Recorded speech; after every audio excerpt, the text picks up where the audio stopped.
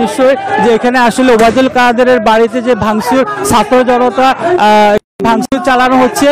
এখানে আসলে কয়েকশো বা ছাত্র জনতা তারা হাতুড়ি লাঠি সোটা নিয়ে এসে তারা ওই ভাঙচুর চালাচ্ছেন। এটি এখন যেটি দেখছেন এটি হচ্ছে ওবায়দুল কাদেরের বাড়ির সামনের একটি কাছারি গড় বা একটি ভবন।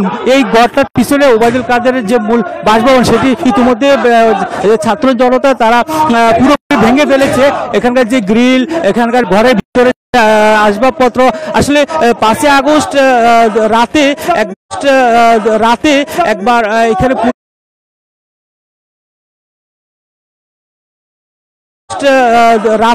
একবার এখানে পুরো ওবায়দুল কাদেরের বাড়ি আপনাকে নিশ্চয়ই দেখতে পাচ্ছেন। এখানে যে বিল্ডিং এর ছাদের অনেক অংশ কালো হয়ে আছে, অর্থাৎ একবার আগুন দেওয়া হয়েছিল এবং ভাঙচুর করা হয়েছে।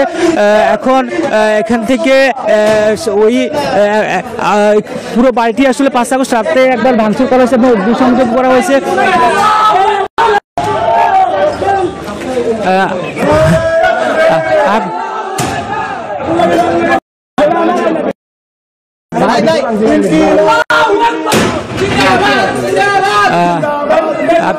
আমি এখানে দেখাতে পারছি যে এখানে ছাত্র জনতা একটি তালা ভাঙছে, তালা ভেঙে এখানে গড়টিতে ঢুকার চেষ্টা করছে।